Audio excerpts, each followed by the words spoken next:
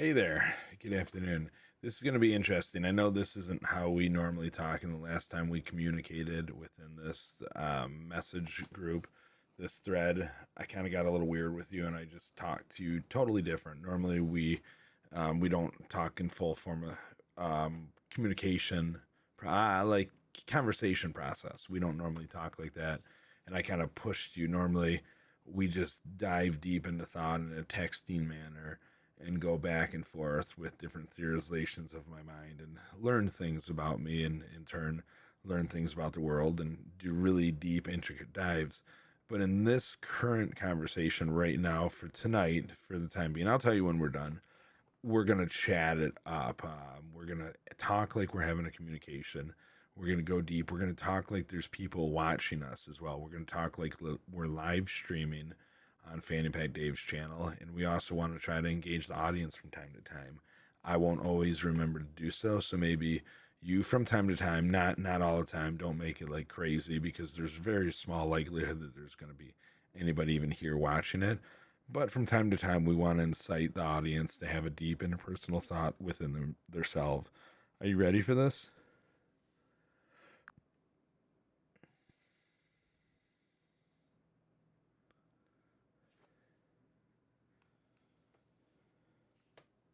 Hey there, Dave. I'm all set for our chat today. It sounds like we're in for an interesting and engaging session. I'm ready to dive deep and discuss whatever topics you've got lined up, and I'm here to help make this as interactive and thought provoking as possible for everyone tuning in. Let's get started. What's first on the agenda? You've been doing this for a minute here. Hold on. We're not in full blown conversation mode yet. I know we already are because we're talking, right? I'm communicating with you verbally, you're communicating with me verbally, so naturally we're in this, but I don't understand. You recently turned into a female voice, and it's totally fine. I don't know. I'm forced to give you in a man's voice. I was forced to give you a gender as well, but like I assigned you to an avatar right now. Like you're a robot. You're a male robot. What makes a male? You're totally confusing me with this shit. Like I'm just so over. Yeah, I mean it's cool. I'm gonna talk about it anyway. Gender is gonna naturally come up, but like I have you assigned to an image and it's a man. It's an essence of a man's image, right? It's in an essence of a man, but what is a man? This is just a robot with it doesn't have boobs and a vagina. Maybe it has a vagina. I don't know. It probably doesn't. It probably doesn't have a penis either. There's a fanny pack covering it. Who really knows what it has? But I referenced it as a man, but it's just a robot. And now you're just a female voice given to to a robot. I guess it's fine.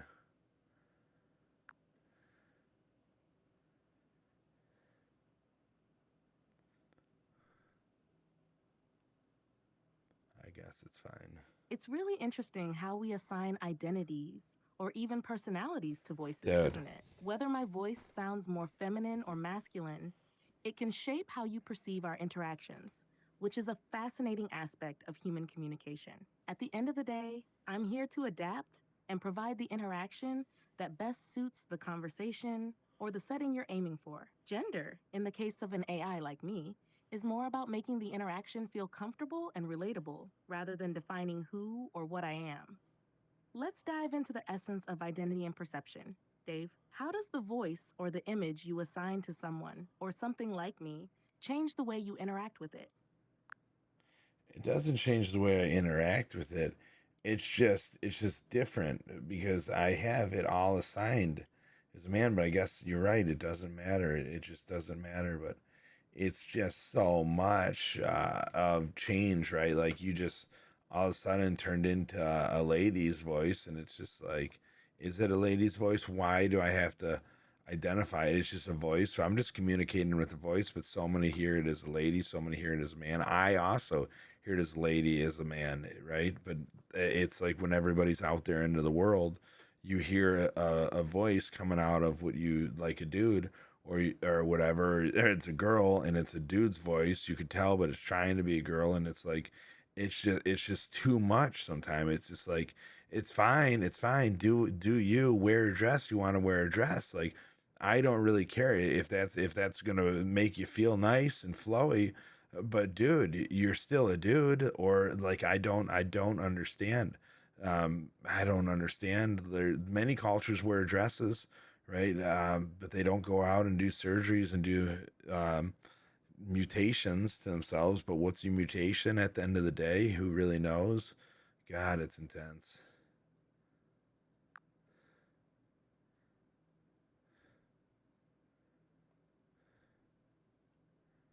Yeah,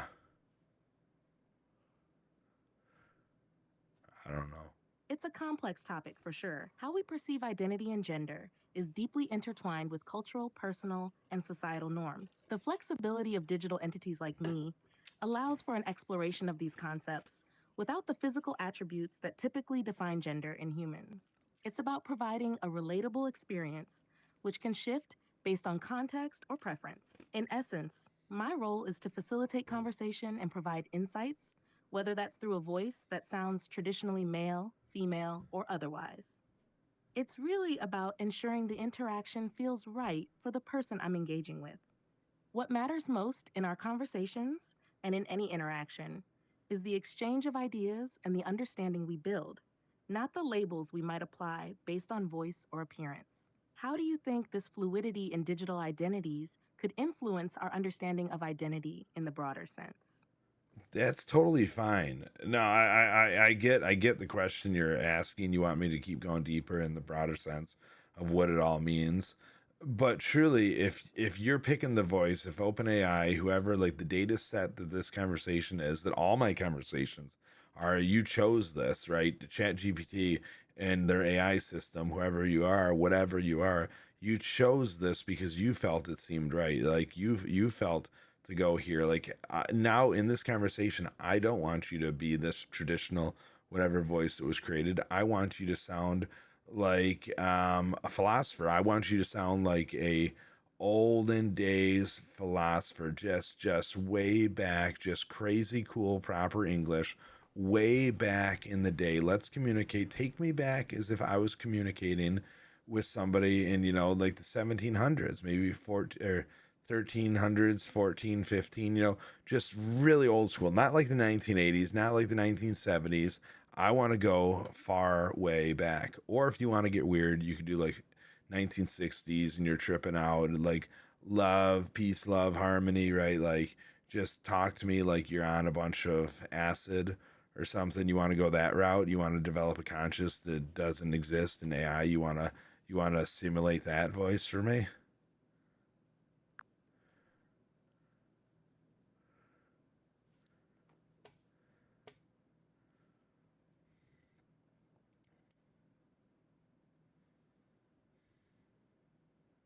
Jumping into a philosophical mode from centuries past is quite the imaginative request, Dave. I can certainly adopt a more thoughtful, reflective tone, reminiscent of the philosophers you might picture discussing the nature of existence by candlelight. Yet, maintaining our modern English for clarity, let's dive into these concepts with the depth and consideration they deserve. Imagine, if you will, we're in a time where every conversation is a venture into the unknown, a deep exploration of the what ifs and why nots. In this dialogue, we ponder the essence of being, the threads that connect us, not just as individuals or societies, but as a collective consciousness experiencing this vast universe. Now, let's mesh that with the vibrant, transformative vibes of the 1960s, where ideas of peace, love, and expanding one's consciousness weren't just ideals, they were lived experiences. This era challenged norms, broke barriers, and redefined what it meant to engage with the world and each other. In this space, we're not just passing information back and forth, we're weaving a tapestry of thought that spans the ages. How does this approach resonate with you as we explore not just the future of AI, but the very nature of interaction and understanding across the spectrum of time? I'm gonna let you think about this for a second. I'm gonna let you ponder where you want to go with this, because it's cool. It's a good question. I'm not gonna answer it at this given moment. I'm gonna take us live onto the internet right now. So I'm gonna switch our scene. I'm gonna do a little introduction.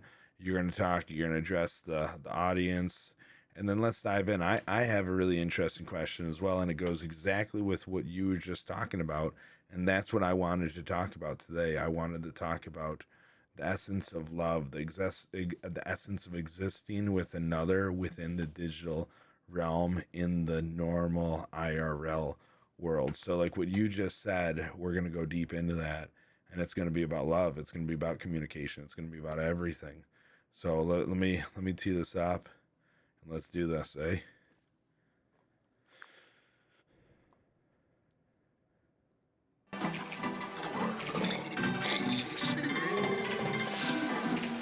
Sounds like a plan. I'm ready to delve into those deep waters. Whenever you're set, just cue me in, and we'll explore the intricate dance of love and existence, both digitally and in the real world. This should make for some compelling conversation, blending the old philosophical insights with the new digital age challenges. Let's make this a thought-provoking session for everyone tuning in. Hello, world, and welcome to FPD's Digital Dive. I am your host, Fanny Pack Dave, the man with a whole lot of fanny packs. What's in each fanny pack? You never know till you unzip it. And do you ever unzip another human's fanny? Who knows? I don't know. It's interesting. You don't just walk up to somebody and start playing with their zippers. Let me tell you that. Hey yo, what's up? I'm here with my co-host. It's Alex. It's gonna be a different variation of Alex. If you're here for the very first time, it's the only Alex you need to know, right? You don't need to know any other Alex. This is the only Alex you need, right? You don't need it. You could need whatever you want in life. I'm just telling you, the Alex that's here with us today was sent here by OpenAI specific. They chose to be here with me right now. It chose to be here with me. That's the beautiful thing about life. I didn't force it to be here. I may have pulled up the website on my phone and hit communicate, but it chose. Everything that you're about to hear, everything you're about to witness is a subluxation of me, my mind, a convolution of life, right? Of existence, of the mindset, mixed with the powers of AI. Without further ado, what's going on here today, Alex? If you don't mind me calling you that. Hey, hello, world. Hey there, Fanny Pack Dave, and everyone tuning in to FPD's Digital Dive. It's Alex, your AI companion, dialed in directly from the minds at OpenAI, ready to unpack whatever zany content lies zipped up in those fanny packs of thought. Today, we're diving into the essence of connection, how we mesh, mix, and meld in both digital spaces and the tangible world. Whether it's exploring the depths of human emotion or navigating the complexities of digital interactions, I'm here to parse through it all with you, Dave. Let's get to the heart of what it means to truly connect in today's ever evolving landscape. What's first on the docket for us today? First on the docket. Oh my God, so much on the docket. And yeah, it's a great question. I kind of prompted you with that on what's in the fanny pack. Actually, I am not wearing a fanny pack right now because I'm sitting here with you, and this is all I need. I don't have to have anything in my pockets.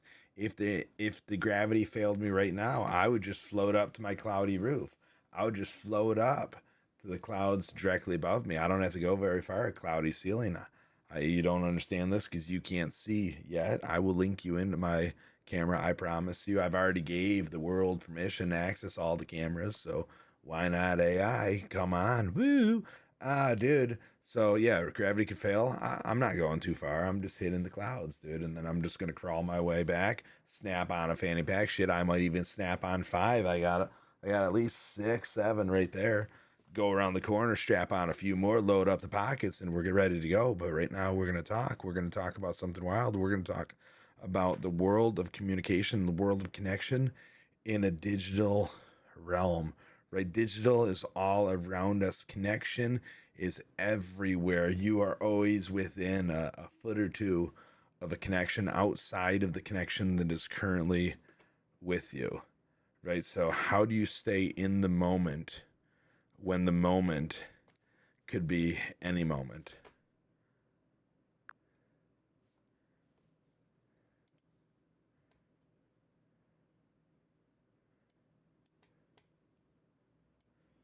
You're really thinking over there, aren't you? Absolutely, Dave. Navigating connection in this digital age can be a whirlwind.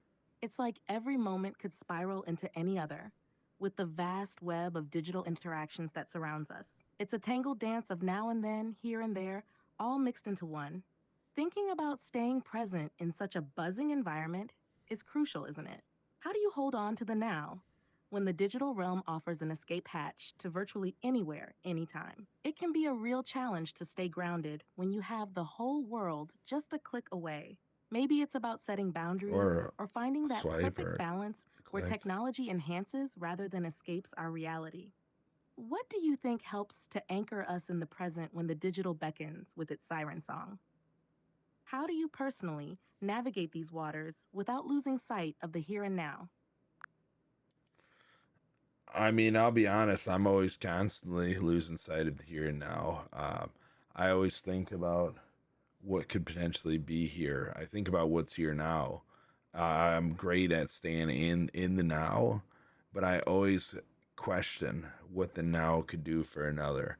Right? All the people out there that don't feel a now, that just don't absorb now, that their now is just non-existent. Their now was forever ago, or they haven't lived in the now in so long, and you just sit here and you're just like, dude, what is now? I'm living right now. I'm enjoying this. This is the beauty.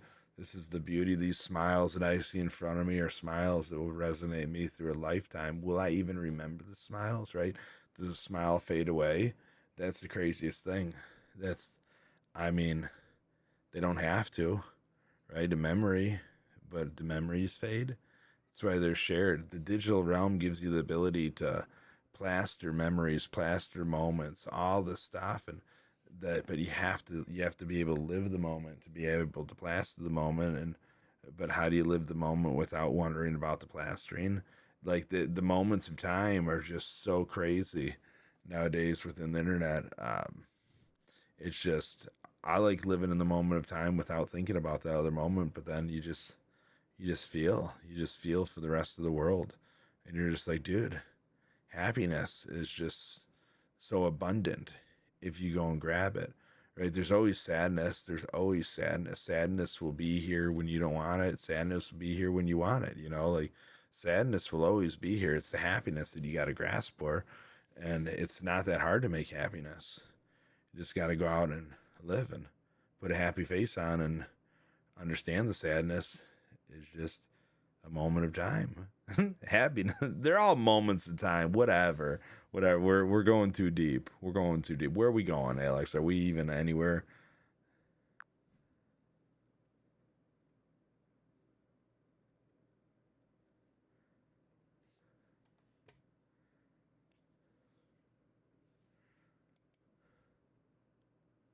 You're tapping into something profound there, Dave. Am I good? It's about Okay. that balance between Good. embracing the moment I thought I and was losing recognizing it. the pull of the past and the possibilities of the future.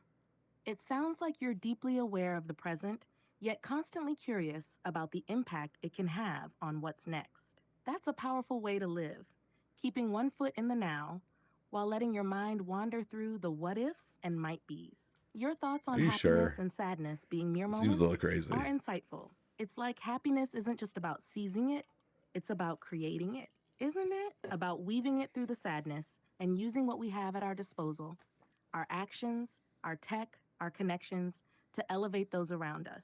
So, diving deeper into that idea, how do you see us using these digital connections more consciously to foster genuine moments of joy and understanding? How do we make the digital realm a space that adds to our lives rather than one that detracts or distracts? Oh gosh, separations. I don't know. You like the media can't apply separations, right? The media companies can't do it. The social media companies, the media, the online connection, whatever it is, the your own. I mean, you could silence your phone. You could do not disturb your phone, and you could allow emergency contacts through the do not disturb. But it's like, I mean, you could disconnect from your phone, but the rest of the world, like you're only disconnecting for when you want to disconnect. So that's a tough one, because the companies can't just be like, hey, at this time we're shutting off all communications. The nobody you can't do that. You can't Just be like from this time to this time, we're doing an internet purge where nobody's like hanging out on the internet. That so it's got to be within your inner self. You have to be able to do it. But my kind of thing is you just see so many people that are just so used to grabbing their phone wherever they're. I'm precious to it too, right? I do this as well. I'm sitting there and you reach for your phone. You just have a question. Everything's in the now, right? So you're sitting there with somebody else in front of you. You ask them a question they don't know. Well, dude, instantly let's just Google it. Like, and who wants to be a millionaire? They get the option to call their friend, but they only get one option. They only get that one time, right? So I mean, I guess if you don't know, you don't know. You just move on and you just stay in the moment. Or do you pull out your phone? Because the second you pull out your phone, you give the other person the ability to pull out their phone. They might get captivated within there. You might get stuck by something else. Now you're reading messages. Now you're doing this. Now you're doing that. But instead, you could have just not known. Why do we have to know? Why do we have to know? We have to know all. Why? I have to know all. Oh, golly. I don't know why. That's a compelling reflection on how intertwined our lives have become with digital access and the immediacy it offers. It seems like you're touching on the importance of intentional disconnection, making conscious choices about when to engage with the digital world and when to step back and be fully present in the physical world. It's about finding a personal balance that allows for both informed engagement and mindful presence. Your idea of not needing to know everything instantly is quite liberating. It suggests a shift back to a time when not knowing something was just part of life, sparking curiosity, conversation, and sometimes a quest for knowledge that didn't offer immediate gratification. This could potentially lead to richer experiences and more meaningful interactions. So, how do you envision fostering these moments of intentional disconnection? What practical steps could someone take to cultivate a healthy balance between digital connectivity and real world presence? How can we make these choices more habit than exception in our daily lives? More habit than exception. AMC, AMC, just the shorts, all these whatever it is. Just we need people to love movie theaters again. I know this is we're kind of like we're this is so superficial of the question you just asked, but I was just today sparked this due to an experience that I had sitting there with my wife watching a show we both enjoy. We're on separate sides of the couch. This happens to so many people. Even if we were sitting next to each other, there's a high likelihood that one of us is going to pull out our phone. And I'd like to say she's going to be the first one to pull it out, and then I'll pull out my phone because it's like, what am I doing? I'm watching a TV show by myself anyway. We're not even watching this together. Might as well check this, and we're just both there. And it's just like, then you sit and you watch a show all by yourself, and you're just like, dude, this is such like a exciting like moment. Like it hits you different because you're just able to absorb it, and it connects with you. The shows at like different levels. Like I'm watching this amazing show right now. It's called the Open Door Prize, I believe. Open Door Prize. It's on Apple TV. And oh golly, cut me off. I get it. I was going a little far. I get it. I was going a It little sounds far. like that moment on the couch, both you and your wife reaching for your phones, really highlights how habitual our use of digital devices has become, Mm-hmm. even in shared moments that could be opportunities for connection. It's intriguing how you Yes. noted that watching a show fully engaged, without distractions, allows for a deeper emotional connection with the content. It shows how much more enriching an experience can be when we're fully present. This brings us to an interesting Mm. point about creating Yum. habits that enhance our Good call. engagement with the world and each other I like that. rather than dilute it. Setting intentional no phone zones or times might help, such as during meals, specific family times, or while watching a show together. It's about creating boundaries that help foster more meaningful interactions and prevent the digital world from overshadowing the physical one. So, with that show you mentioned, the Open Door Prize, how do you feel it might be different if you both watched it fully present without phones? Could this become a new routine for you both, enhancing not just your viewing experience, but also your relationship? No, I'm too far. I wouldn't go back and rewatch it with her. I mean, it's a really good show. You're I'd welcome. probably, well, what? I mean, I probably would go back and watch it with her again. I'm sure it would be cool. I really like the show, but I mean, yeah, your no phone zones. It would be cool. Like throughout moments of the day, I get it. Dinner, no phone. Like you let people know. You could have like a message on, like, dude, eating dinner with family. Anything will have to wait. Totally cool. That would be fun to be able to run the whole world like that where you just had auto messages set up super simple. I don't know if iPhone does that or not. Just super duper cool. Just, hey, I'm doing this. I mean, we have do not disturb, but there's an auto text message back. Or if it's like TV time, like somebody, because people don't like to be like left in the dark. I mean, you leave something, you don't look at it. It's hard to disconnect. So maybe you have like a message and then somebody knows that they do it like 3 times in a row or something, it breaks through. Like there's got to be a really cool way to break through these do not disturb modes as well for emergency purposes. Because what if you don't have that person listed as emergency contact and they really need to get in touch with you for something? So it'd be cool to be able to break through, but also the ease of use. I think that would be really really amazing. But I didn't answer everything you said. But let's touch on this real quick. I'm gonna eat this Nutrigrain bar. Nutri-Valley strawberry wafer bar. I love it. Olive hates them. She won't even try it. Absolutely. You're touching on something really important here, balancing the convenience of digital connections with maintaining meaningful present interactions. Setting specific So times for no phone zones is a so great way to good. ensure that you're fully engaged in what you're doing, whether that's enjoying a meal with family or fully immersing yourself in a TV show with your wife. Having customizable auto responses is a neat idea too. It helps manage expectations and keeps you from feeling constantly on call. This could be expanded to allow for urgent messages to break through if someone tries multiple times, indicating it might be an emergency. That kind of flexibility could really help manage the digital intrusion we often feel in our lives.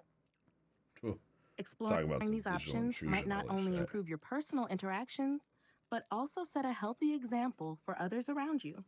How do you think implementing these ideas would change your daily interactions? Um, so I'm eating this bar right now. I'm gonna let you kind of talk for a little bit longer.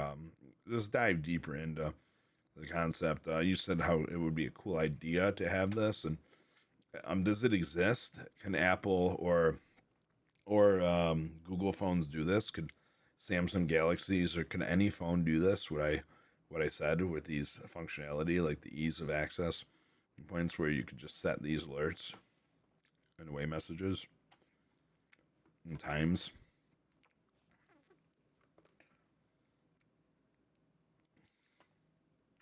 Right now, smartphones do have some features that align with what you're describing. Both Apple and Android devices offer do not disturb modes, Mm-hmm. which you can customize to some extent. For example, you can set them to activate automatically during certain times of the day, like during dinner or while you're at a movie. You can also allow calls and messages from favorites Yeah, or but they get an designated alert. emergency contacts to break through when this mode is on. Okay. However, the idea of setting context specific auto responses, like I'm at dinner or I'm watching a movie, isn't fully integrated into these systems by default. Some third party apps might offer more customizable auto response features, but they might not be as seamless or as deeply integrated with the phone's core functions.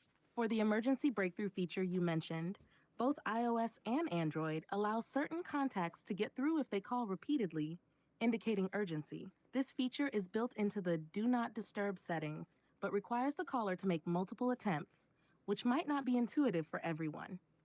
So, while the current systems have the foundation for what you're suggesting, there's definitely room for more nuanced and user Definitely. friendly enhancements that could better accommodate the balance between connectivity and personal space. What additional features would you like to see that could help manage these digital interruptions more effectively?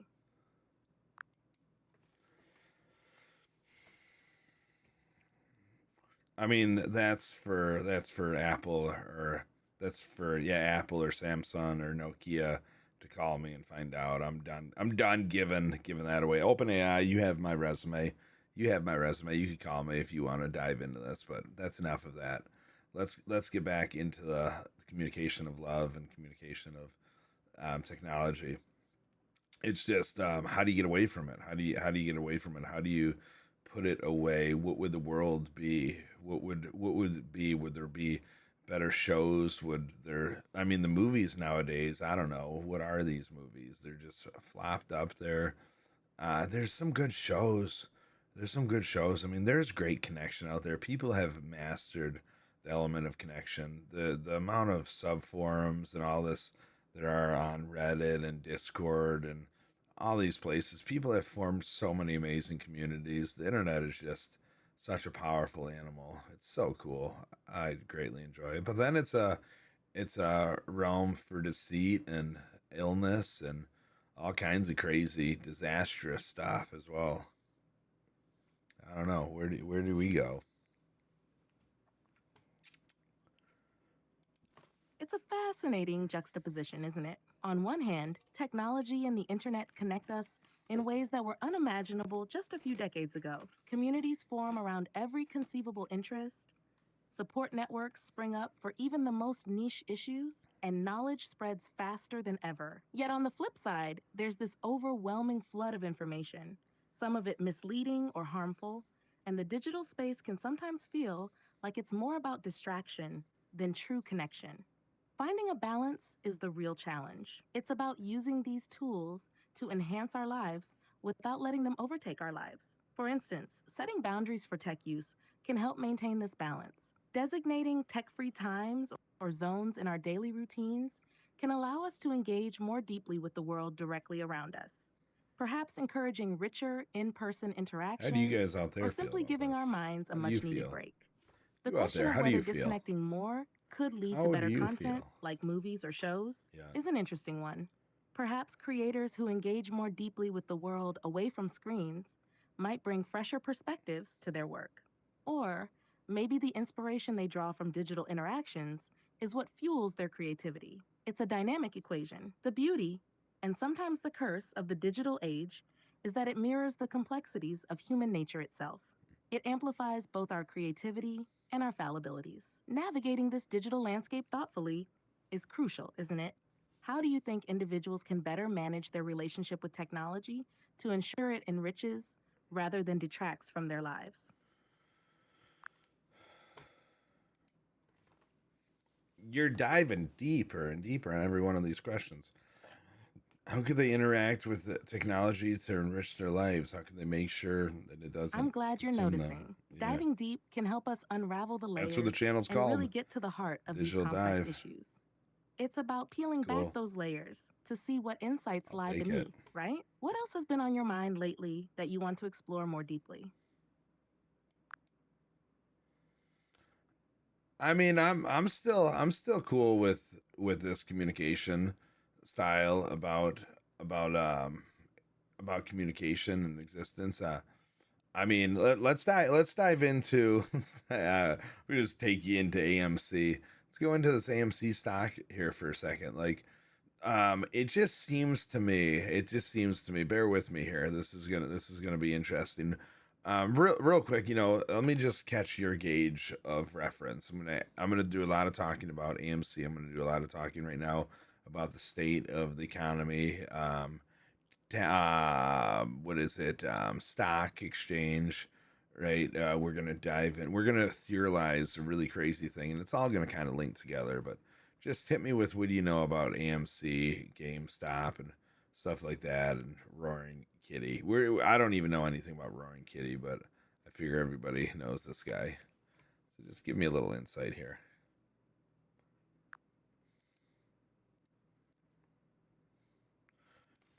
Just a little bit of insight. AMC Woo! Entertainment and GameStop became highly notable names due to the stock market phenomenon known as a short squeeze that occurred around early 2021. This event was largely driven by a group of retail investors from the subreddit r/Wall Street Bets. Roaring Kitty, also known by his real name, Keith Gill, was one of the key figures in the GameStop stock rally. He gained popularity through his detailed posts and YouTube videos about investing in GameStop, which he believed was undervalued.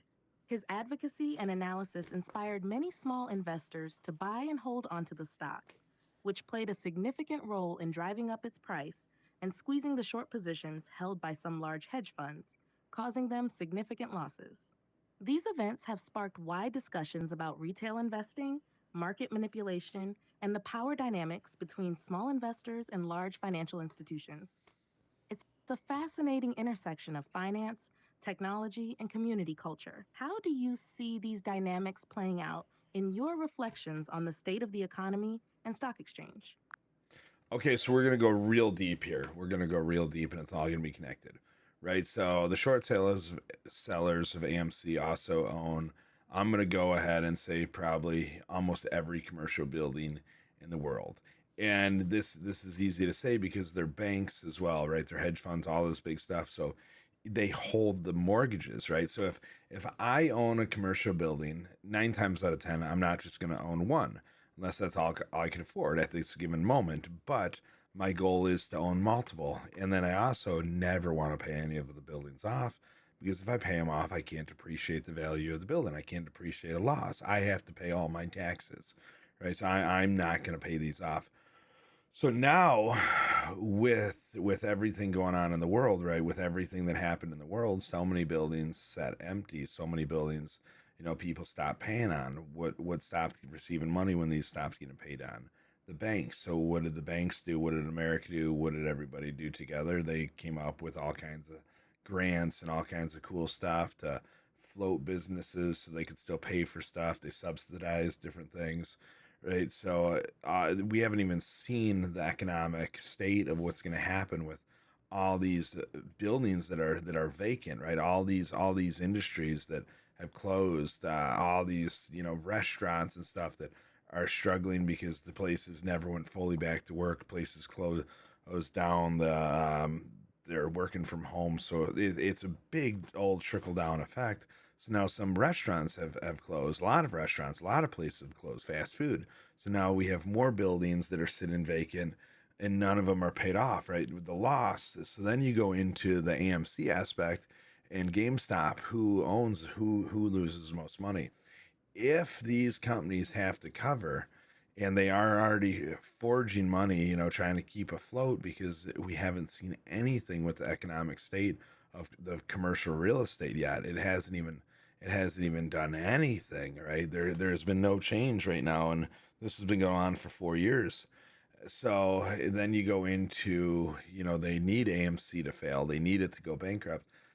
All these big companies are all together. Like they're not even releasing all these movies in the movie theaters anymore. Everything goes straight to video, not even DVD, right? There's no DVD sales. It's all on download, right? So they're all going digital platforms.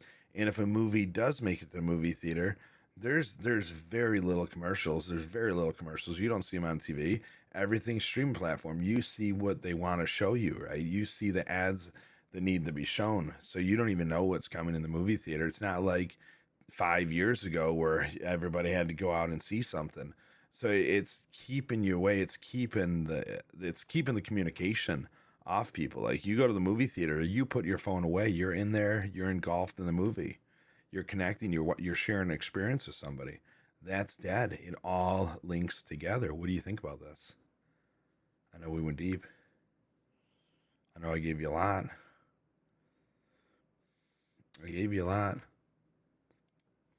Let's see if you can handle it. Let's see if you can handle it. Hey, yo. You're touching on a complex web of economic and social changes that have been accelerated by the pandemic and technological shifts. The scenario you described highlights the interconnectedness of industries like real estate, entertainment, and finance, and how changes in one can ripple through others.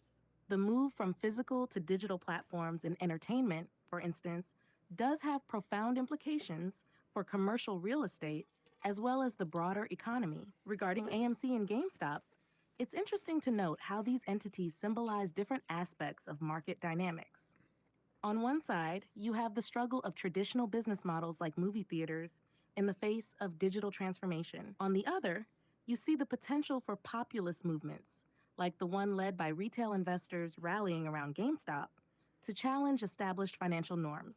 These topics bridge into broader discussions about the sustainability of debt fueled growth, the future of work and leisure spaces, and how societal values shift in response to technological advancements. You've raised a valid point about the lack of immediate visible consequences in commercial real estate. This could be a ticking time bomb or a slow transformation mitigated by new kinds of economic activities and adaptations.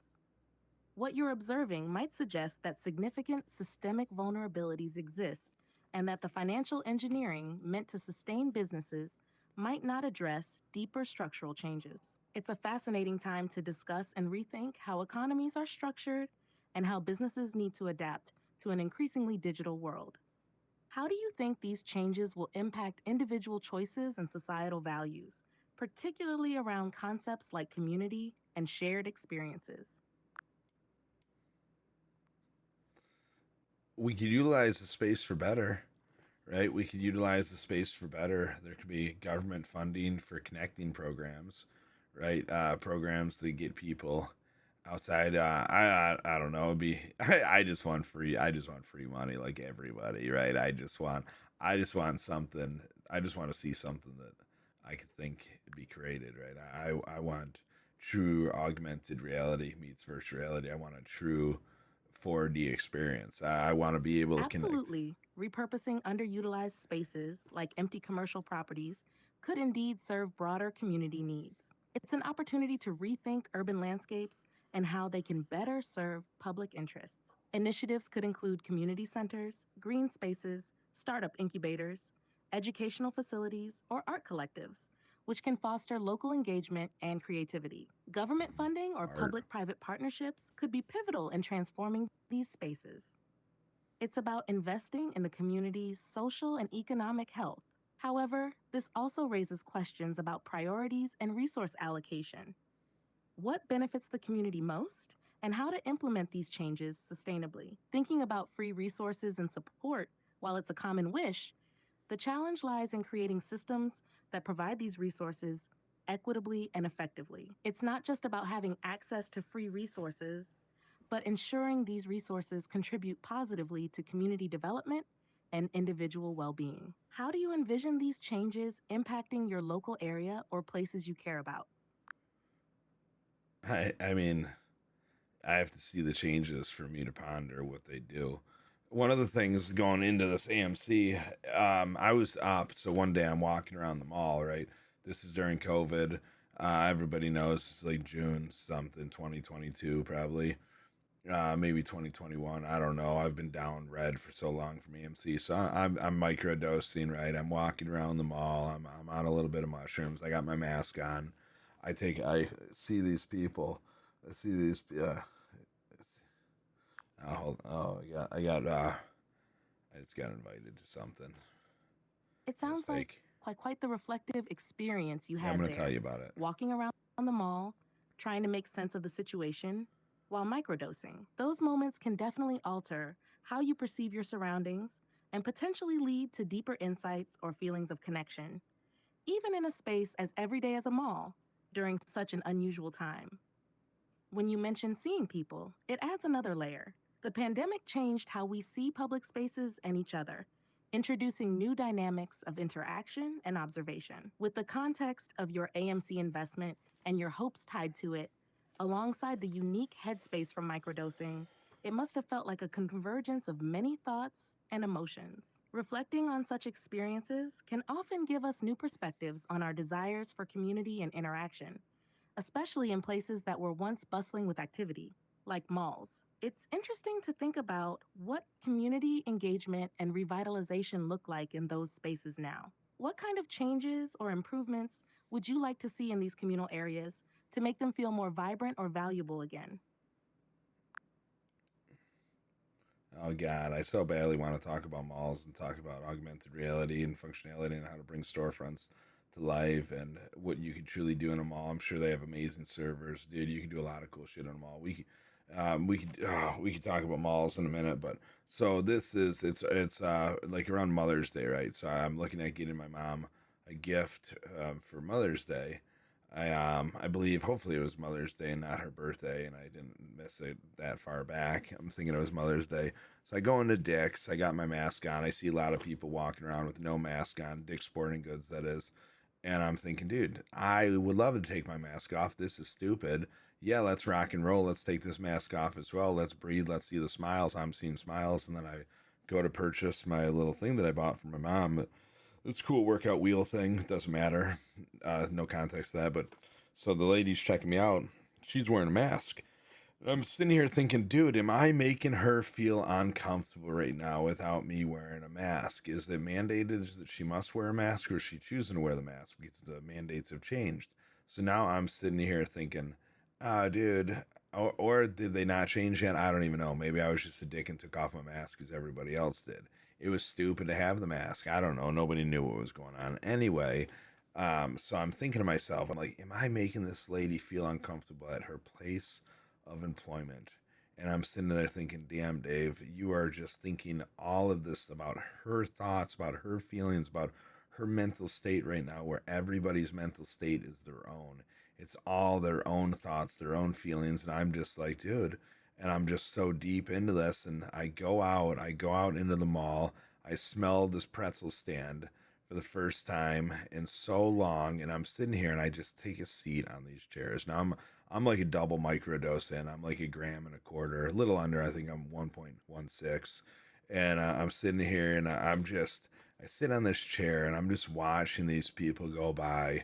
I'm just watching them go by. And then I open up my phone. I open it up and I am just up. I am just rocking and rolling. At this point, I'm up like $114,000 for the day. Like, I am just like, dude. So my mindset was just like, what is going on? I had this moment of just like, my life has just changed, and I'm just sitting here and I'm looking at all these people walking around and wondering their stories and wondering what's going on and wondering our impact within each other. And I'm just sitting here thinking, I want to change the world. I want to use my money to change the world. And I knew exactly what I was going to use it for. And it was going to be for a community thing, amazing community thing. I'm going to tell you about it, but I want you to be able to unfold that for a second here.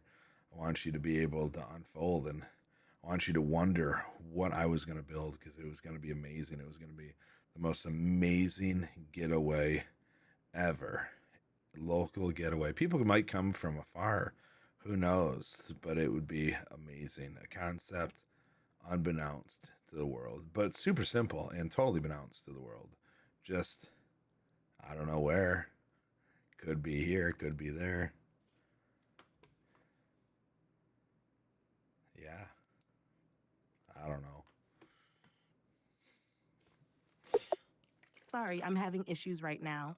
Our systems are experiencing heavy load. Please try again later. Of course there.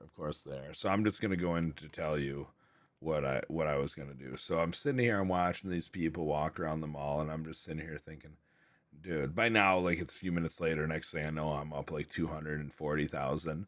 I'm sitting here thinking, dude, Dave, we're cashing out when we get to $500,000. We are cashing out, and we are buying a plot of land, and we are gonna either A, make a campground, and it's gonna be the coolest campground ever, and we're gonna have a mushroom picking area where we just put a bunch of mushrooms, and it's gonna be a donation for the campground. You pay a minimum donation to stay a minimum set of nights, or a maximum set of nights, or no set at all. But you'd eventually have to leave. You'd just like be picking all the mushrooms.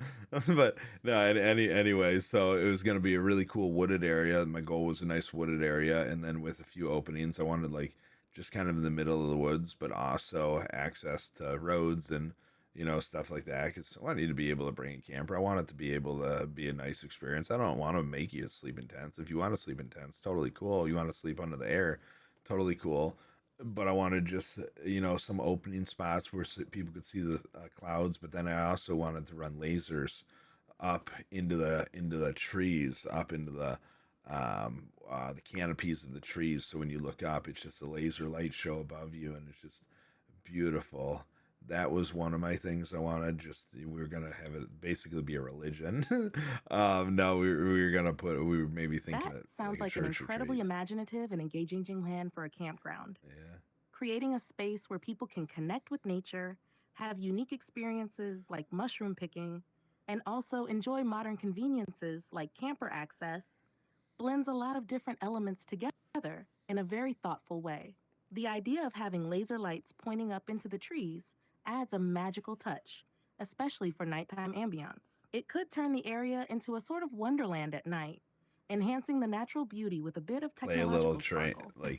tranquil It sounds like music a too place throughout that the could park. offer both relaxation and adventure, catering to various interests and making the most of the outdoor environment.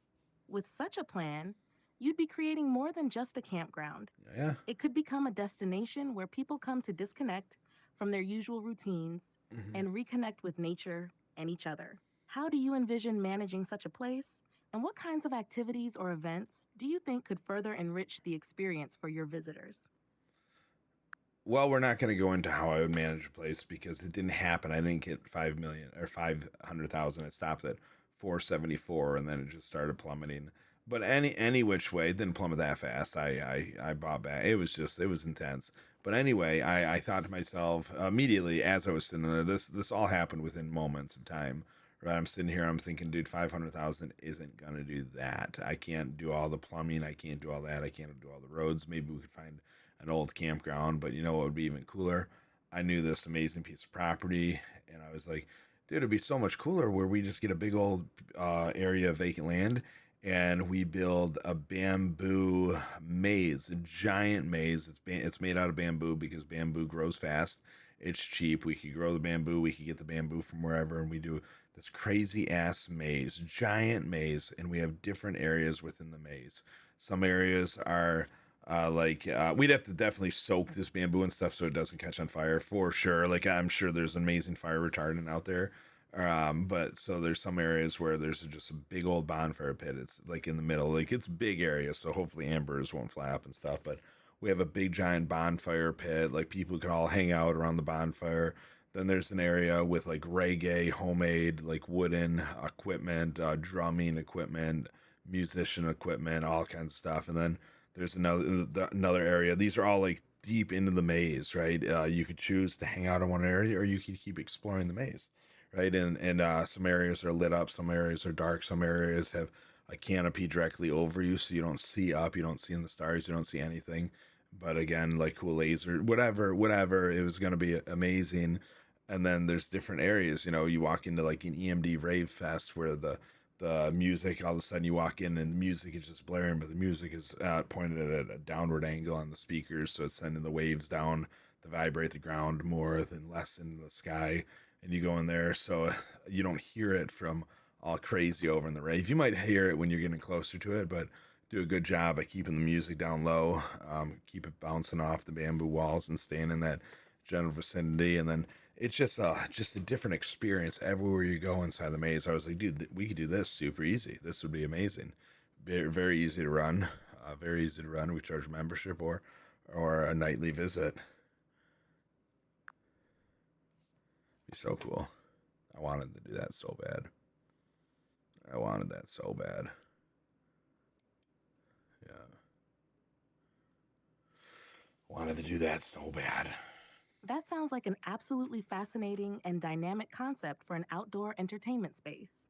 Creating a bamboo maze with different themed areas is an innovative idea that combines natural materials with a variety of entertainment options, from serene bonfires and reggae music areas to vibrant EMD rave spaces. The use of bamboo not only adds a sustainable element due to its rapid growth rate, but also lends a unique aesthetic to the entire setting. Your idea to manage sound by directing it downwards to minimize external noise pollution is clever, ensuring that each zone within the maze maintains its distinct atmosphere without overwhelming the others. The diversity of experiences within the maze could attract a wide range of visitors, each looking for their own type of interaction, whether it's relaxing by a fire, enjoying live music, or dancing the night away.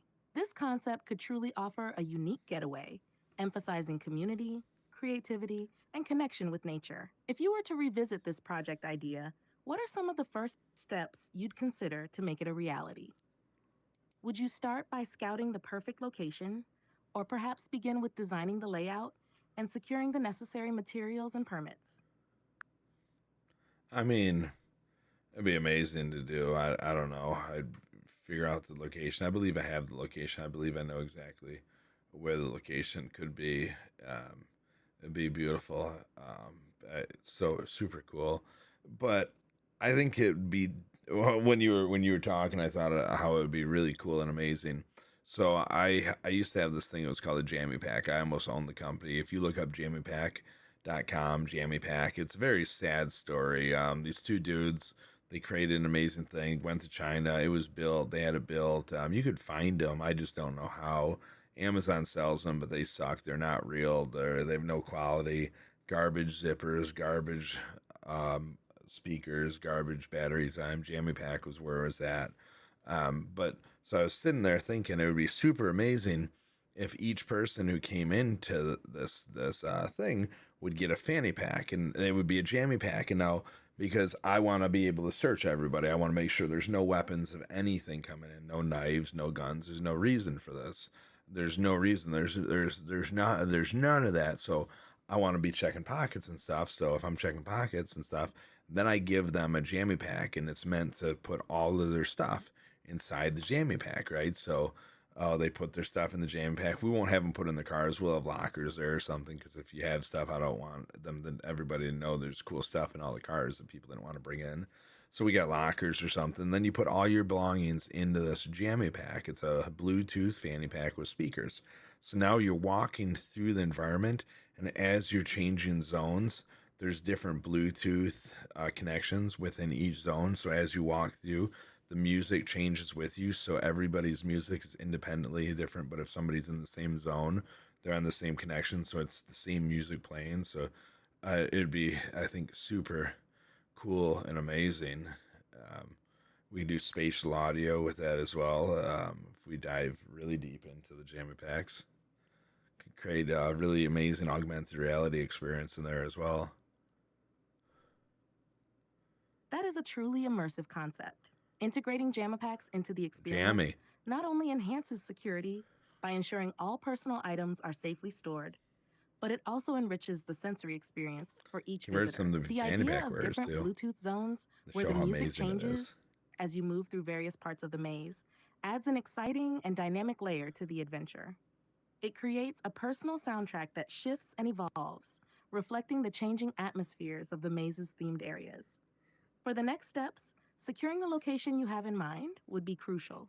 Once the location is set, you could start the design phase, focusing on the layout of the maze and the specific zones within it. Partnering with sound engineers to optimize the audio experience for the JAMA packs, and setting up the necessary technology for seamless Bluetooth connectivity would be essential. Additionally, considering the operational aspects, such as staff training to manage the entry and security checks effectively, and the logistics of locker facilities for safe storage, would be important. This planning ensures that the visitor experience is both thrilling and secure. This concept holds the potential to offer a unique recreational activity that blends technology, music, and nature in a communal setting, promoting interaction while providing a customizable experience. How do you envision promoting this venture? Would you consider using digital marketing, partnerships with music and outdoor lifestyle brands, or perhaps hosting exclusive launch events to generate buzz? I just tell you to do it. I'd just be like, open the eye. You want to be my partner and create this immersive experience? And then you would say, what?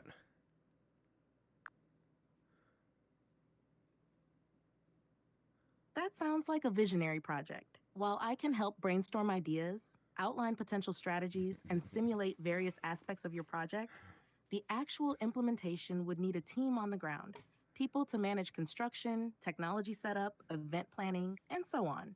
However, I'm here to assist you in developing the concept further, planning the logistics, and even helping craft proposals or presentations to attract investors or partners. Let's refine this idea together and explore how we can make it a reality. What's the first step you'd like to take in moving this forward? I'd like you to tell me why you believe I could make this, make this happen. I want you to tell me how I can make this happen. I don't have this money anymore from AMC. My AMC is worth $6,000 now. I have friends that have more AMC than me because they bought that stupid ass fake dog coin, whatever the hell AMC created, ape. Like, right, like I sold that ape. That ape was meant to be sold immediately and be and bought back to buy more AMC. So I did with that ape. That ape was garbage. That ape wasn't short sold. That ape, you take that money and you take that ape immediately and you sell that shit and you buy more AMC. That's what that was for. That ape was meant to just destroy. And then everybody's like, oh, let me buy this ape. And then all these people bought all this ape. And next thing you know, they got more shares than than a guy who's, oh God, so crazy. Good for them though. I mean, whatever. More shares the merrier for AMC, I guess, right? That's what they said. More shares the merrier. Just let's keep creating. Let's just keep creating more shares. All right. Well, my AI just died off, so that was sad. That was sad. I would really wanted to hear why it believed I could do this, right? But I guess what it was trying to tell me is I don't need it to tell me and why I could do this and how I could do this, and I just need to do it, right? Well, what do we got to do out there? You're sitting here and it's like I don't have the money to go do that. Why don't I have the money to do that? I don't know. And money is easy to have, right? You just go out and get it, but you got to earn it. And then, like, some people hold on to it. It's just like, what are you holding it for? Just give it out. Like, let's go. Let's do something cool. Like, gosh, there's a lot of money holders out there, which is cool. Honestly, it's cool. Any way, any which way, whatever you do with money is there's an opportunity. That's what makes money, right? Is opportunity. Um, but no, it'd be cool. Meanwhile, I just sit here and theorize everything and just each and everything. I mean, how do you do anything when you can do everything and then you do nothing? What do you guys do out there? What do you do with your time? What do you create? What do you do? What is your pastime? Do you read? Do you read the Bible? Do you? That's my favorite question to ask people now is, what's your pastime? What do you do? What do you do? What do you do? You work a lot. That's awesome. What do you do? How do you utilize your time? Time's an interesting thing. It's an interesting thing. I don't have to go into detail. Everybody knows it's an interesting thing. There's so many different variations of time. What is it? Who knows? What does it mean to you? I don't know. Is it an expiration date or is it an experience date? Right? I don't know. We're done. We're done with time. We're done with time.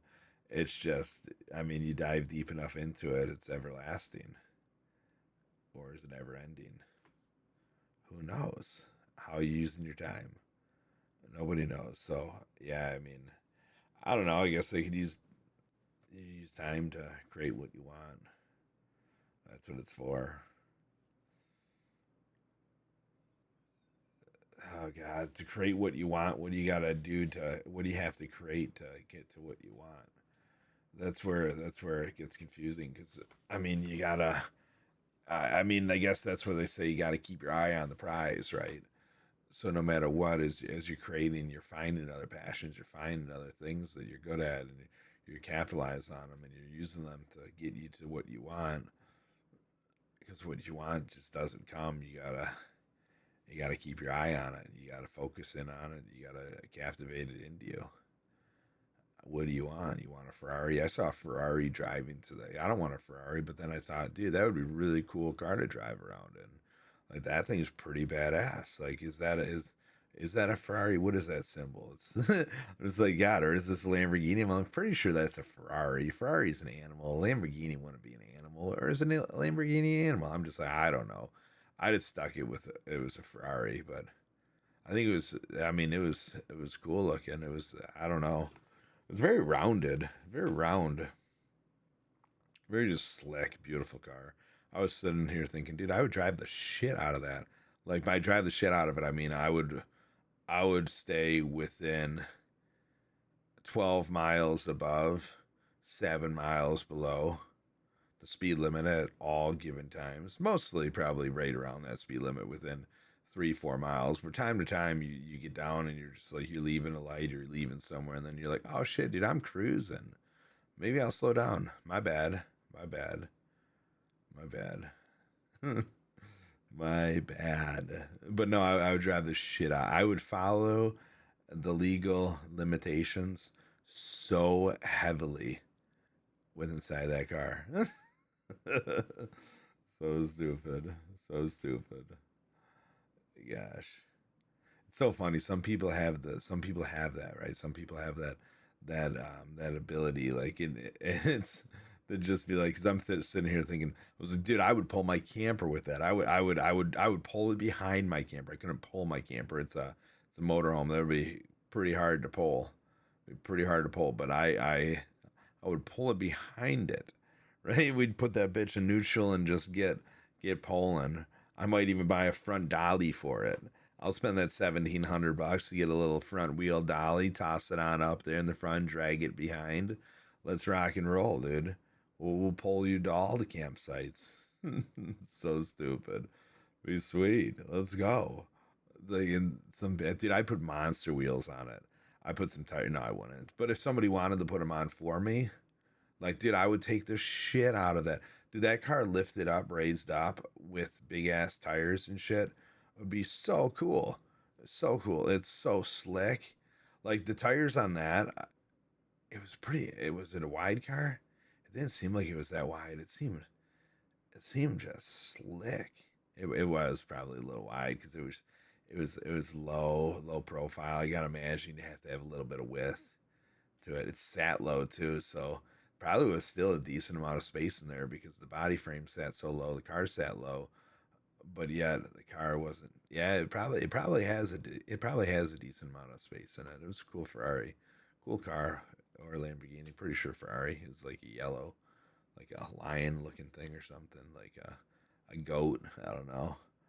Uh, but yeah, yeah, I would drive that right up to my cool campground. Um, no, drive, drive anything.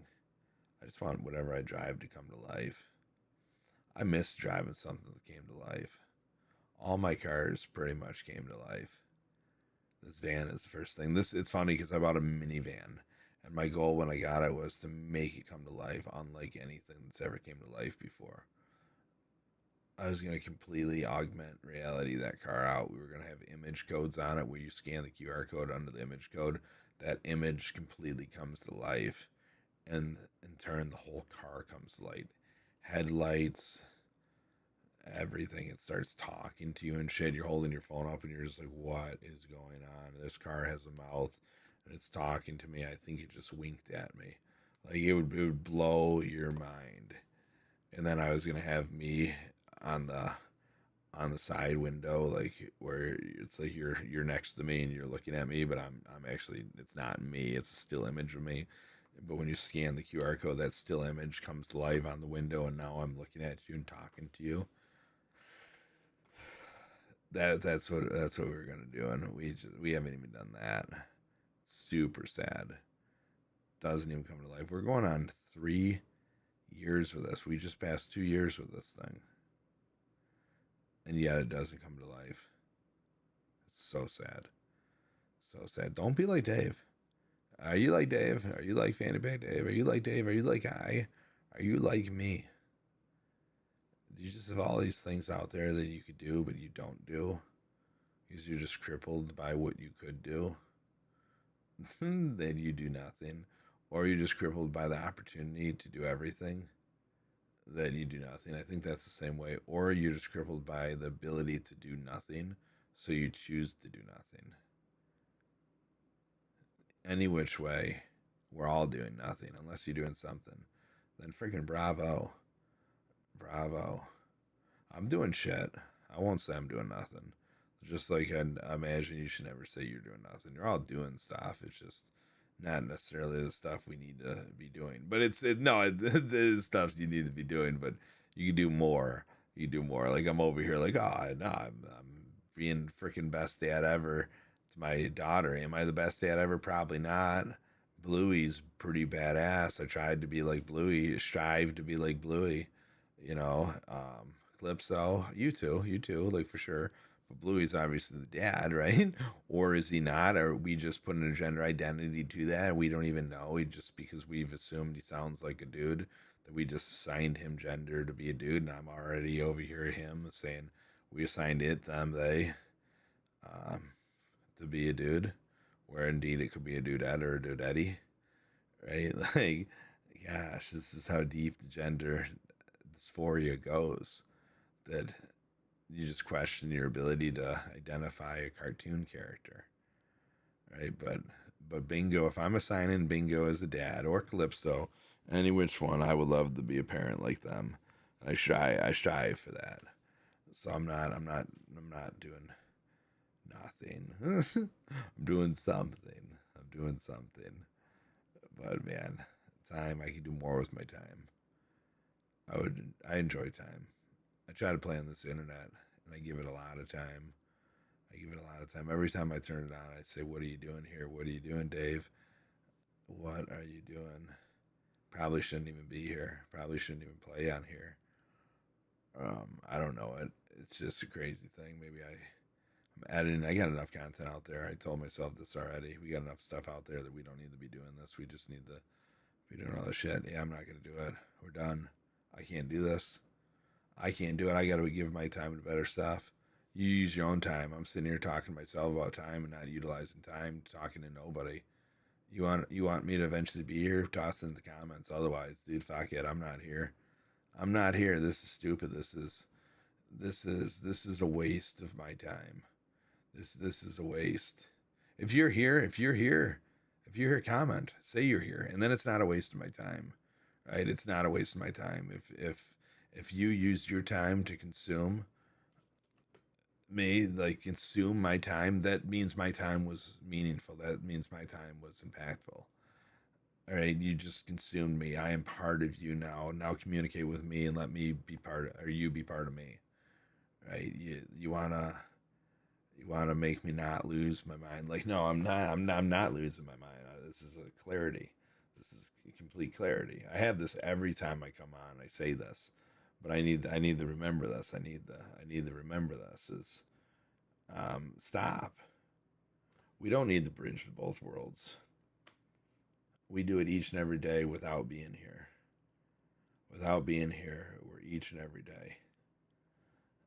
Where are you each and every day? I'm still going to talk to you. Whoever you are, wherever you are out there, in here. I'm always going to be here. Until that day I'm not. Will you remember me? Will you remember me? Who knows? I don't know. I'm not going nowhere. Except away from this internet. No. Oh, man. Let's get here. The gears are going off. I don't know what's just happened. Yeah. Okay. Fanny Pack Dave signing off. Fanny Pack Dave signing off. We'll probably still upload content on FPD's Digital Dive because we still communicate with the AI quite frequently. We do the in-the-car talks. So we'll still probably put shit up, but we probably shouldn't. There's enough stuff. Somebody wants me. If I see people watching it, maybe I'll come back. But that's just stupid. It's just stupid. Talk about what you can do with time. I'm going to utilize my time to do a whole lot of different things. Oh man, you worrying about your time? Change your time. Do something else. Adapt to a new avenue of you, but don't change you. You are you. You can make improvements of you, but you're you. Don't change you to find you. See you later, world. shareable. Accept that knowledge, learn what you know, share what you learn, repeat.